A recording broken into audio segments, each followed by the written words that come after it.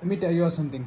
I'm currently writing cold emails for my company, but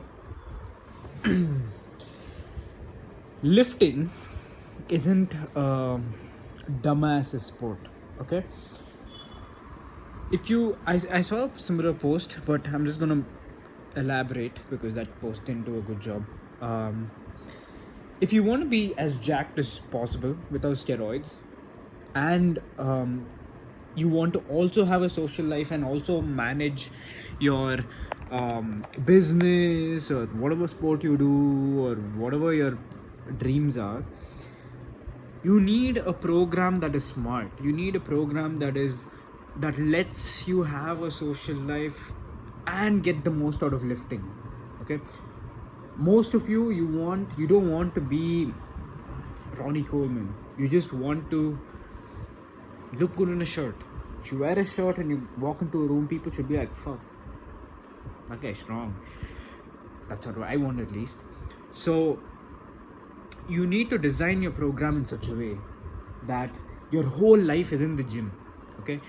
All you're thinking about is not the gym, but you can get the most out of your workouts. And lucky for you, bastard, how this works is the less you lift, there is a minimum effective quantity where if you go 3-4 times a week and you push yourself hard as hell, that's more than enough for you to get 110% of the result. Okay, going for 5-6 days a week is actually counterproductive in my opinion, because look, not only do your muscles have to recover, but your CNS has to recover. People have this ideology that today I train chest, okay, tomorrow I'll train back. It's all opposing muscles, so it doesn't matter.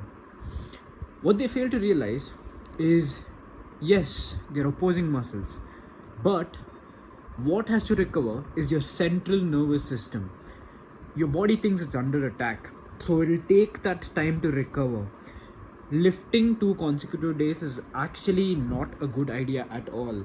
Mike Menser talks about this, Dorian Yates talk about this, and it's, as long as you're training hard enough, you need to be giving rest days, and rest days are a part of the split.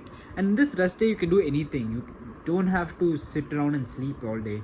You can take a walk, you can do jiu-jitsu. It just doesn't have to be some kind of exercise where you're pushing to failure with dumbbells in your hand. You know what I mean? It can even be a light workout, but it shouldn't be straining on your body. It shouldn't be taxing on your central nervous system. So you need to design your workout split in such a way it lets you have your social life, it lets you can do the business, and it should be smart. The way I train now with my workout partner is more a sprint. It's not a marathon. So it's like 45 minutes to 1 hour, and we're pushing, one set. We're going to the next exercise. So the time that the 1 hour comes in, we're given our all. If you're doing this kind of training, you cannot train for 3 hours, because by the time you come to the third hour, you don't have any energy to give. That's like saying you have to run a 100-meter dash. 100-meter dash, and you have to run in 12 seconds.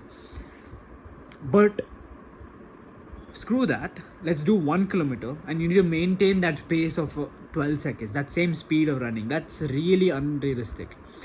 So the simple truth is that you don't need to be spending your whole evenings in the gym. Yes, it's a lifestyle, but when you can get more out of doing less, you're only going there for the validation maybe that you get or the way you feel, but that can be replaced by other things as well.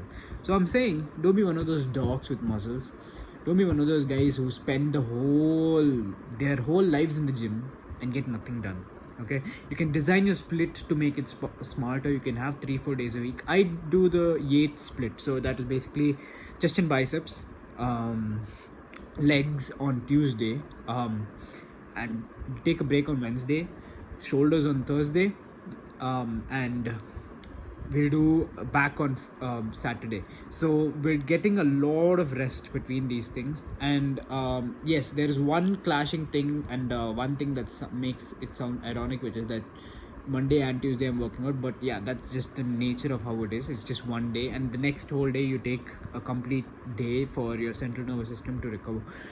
So that's this right now split. And how you know that your workout splits aren't working is that if your strength in every single week isn't going up, you're doing something wrong, you're messing up.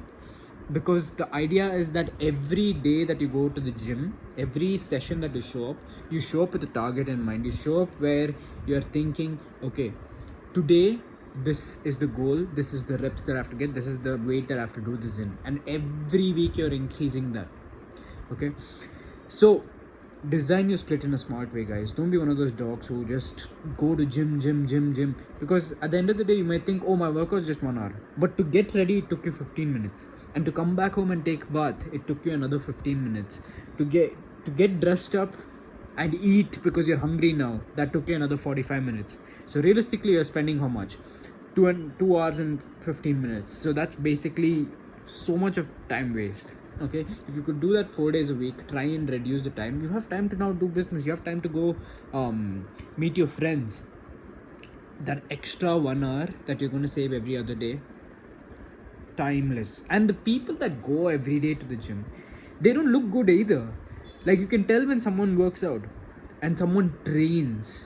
There are difference between people that are just working out, that are going every day just to go through the motion. Maybe on chest days they feel the need to push hard, and there are people who train. No matter what session, you give them a leg day, you give them a back day, you give them a shoulders and tri day, they're going to push all the way. And these people, when they walk into a room, you can tell these are not people that work out. These are people who train, who are pushing past the body's limit. That's how you know. Okay, so be smart. Don't be a dumbass with a little bit of muscle. Be a smart guy with a lot of muscle. See you when I see you.